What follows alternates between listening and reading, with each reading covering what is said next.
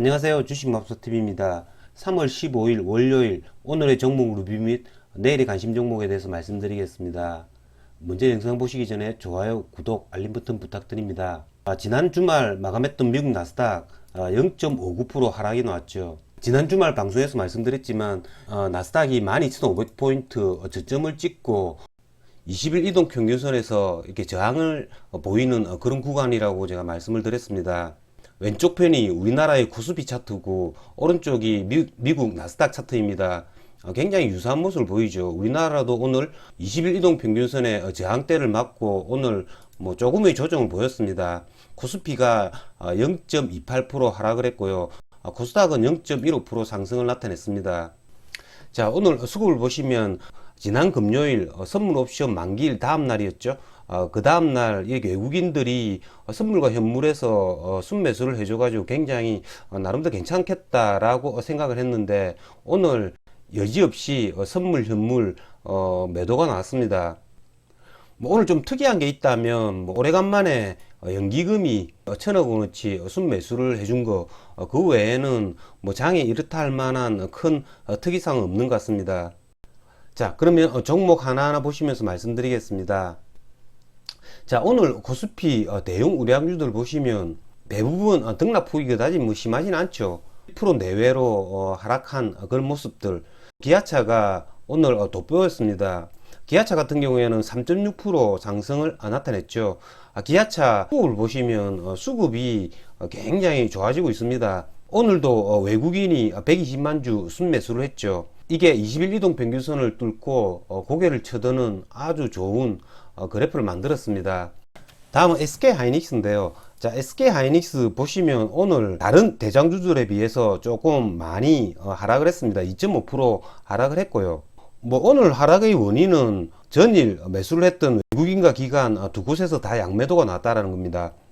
하지만 하이닉스 같은 경우에 그렇게 추세가 무너지고 그런 건 아니죠. 이번 주 중반 이후에 미 FOMC 회의 결과가 나오고 전체적으로 코스피가 윗방향으로 자리를 잡으면 이 하이닉스는 전고점 15만원을 언제든지 뚫을 수 있을 거라고 생각이 듭니다. 자, 다음은 SK이노베이션인데요. 자, SK이노베이션 오늘 제법 큰 폭의 하락이 나왔습니다. 5.77% 하락이 나왔고요. 주말에 뉴스가 떴죠. SK이노베이션이 조지아주에 배터리 공장이 있는데요. LG화학이 SK 공장을 인수할 수 있다 라고 이야기를 했다라는 거죠.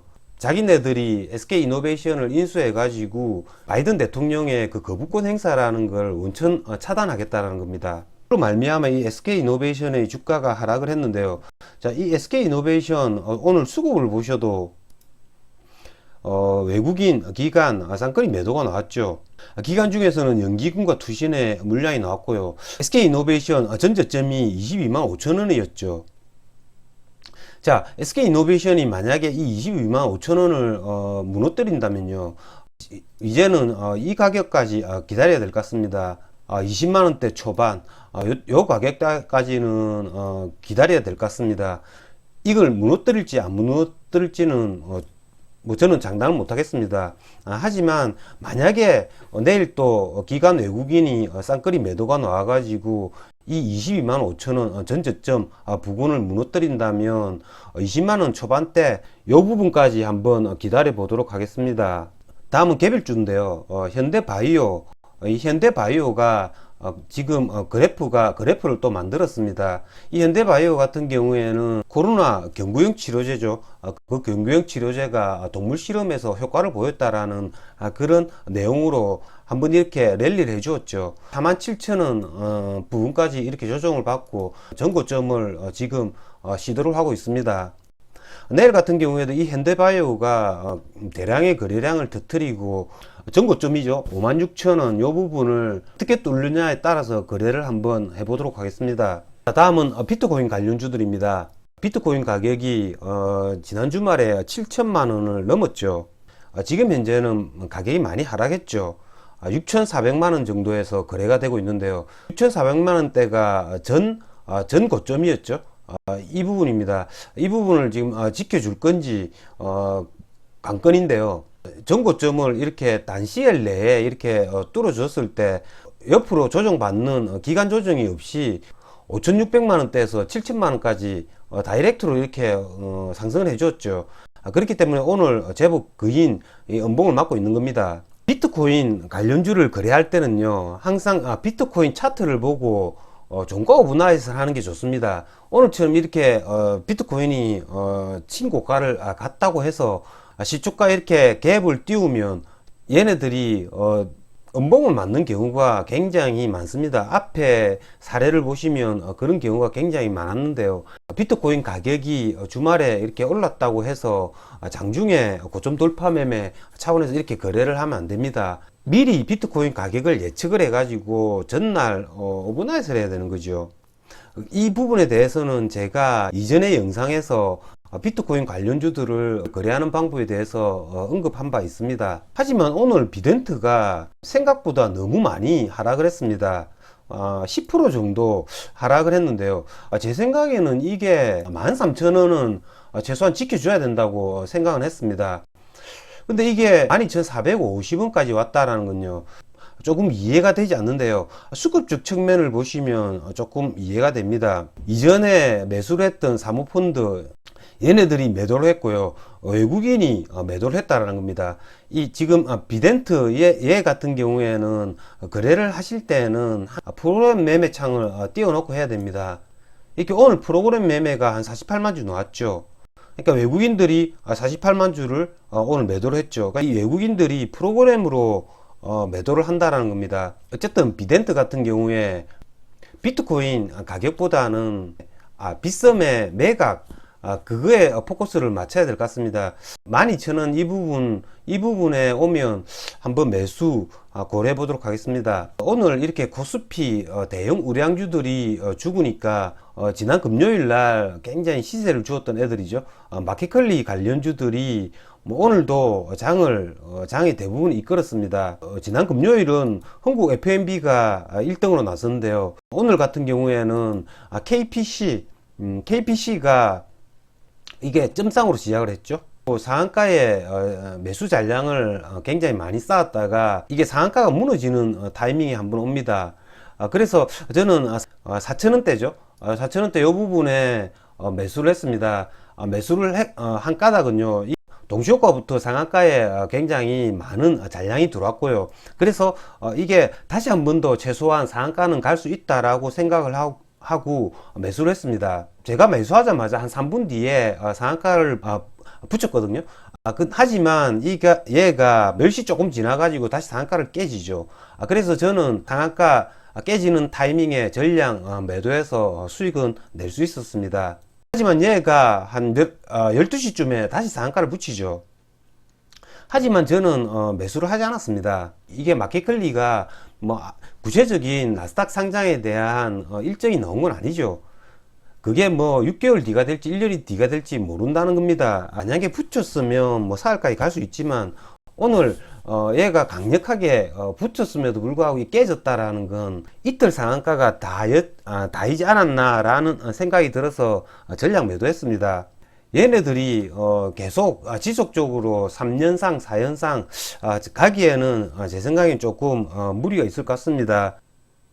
이 동반이가 처음에 쿠팡에 뭐 IPO 상장 계획이 떴을 때 얘 같은 경우에는 사흘 상한가를 가고 나흘째 이렇게 무너지 갖고 이렇게 조정을 받는 과정을 이렇게 보입니다.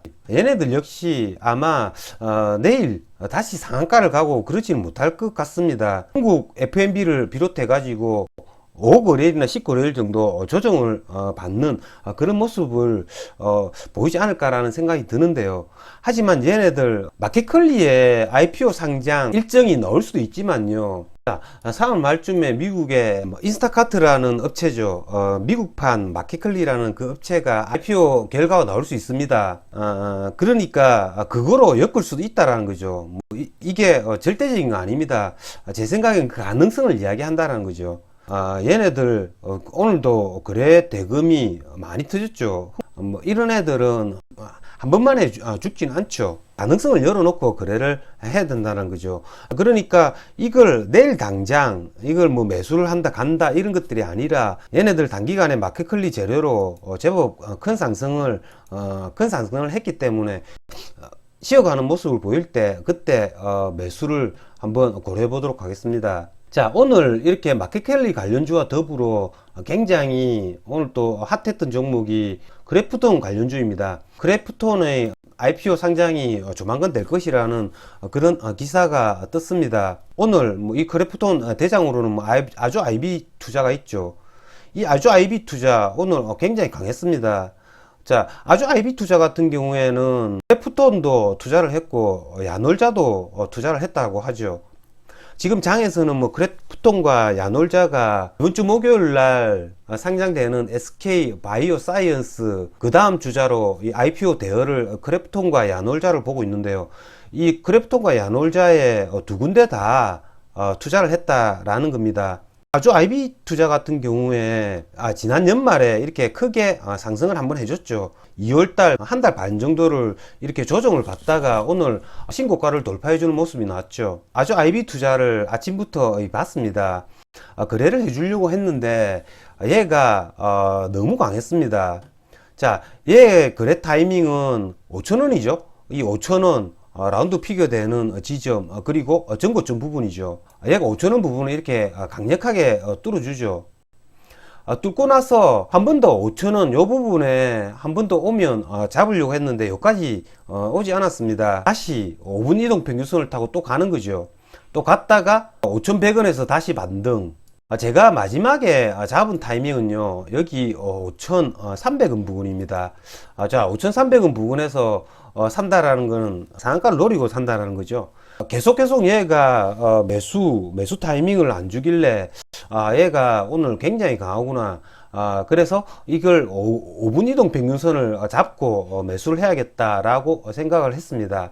이렇게 긴 장대 양봉이 나오고 다음 음봉, 그 다음에 힘이 없는 놈 같은 경우에는 5,300원 요까지 하락을 했겠죠. 하지만 얘가 5,300원까지 하락하지도 않았습니다. 다음 3분봉에서 이렇게 십자 도지를 만듭니다. 다음 봉 십자 도지를 만드는 5,370원 요 부분에서 일부 물량을 매수했습니다. 이걸 제가 매수하자마자 곧바로 한 5분 6분 정도 뒤에 상한가를 붙였는데요. 조금 아쉬운 게 물량을 제가 원하는 물량만큼 그렇게 충분히 못 잡았다라는 거, 그게 조금 아쉬웠습니다. 대부분 상한가를 가면 한 12%, 13%의 시초가를 형성합니다. 하지만 얘 같은 경우에는 내 목표 매도가는 한 20% 정도 잡고 있습니다.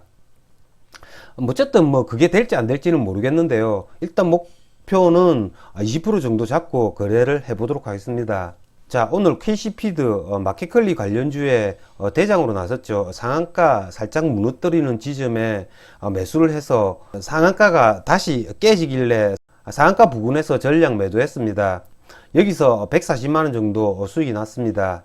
이상으로 주식마법사TV를 마치겠습니다. 내일도 성투하시길 바랍니다. 감사합니다.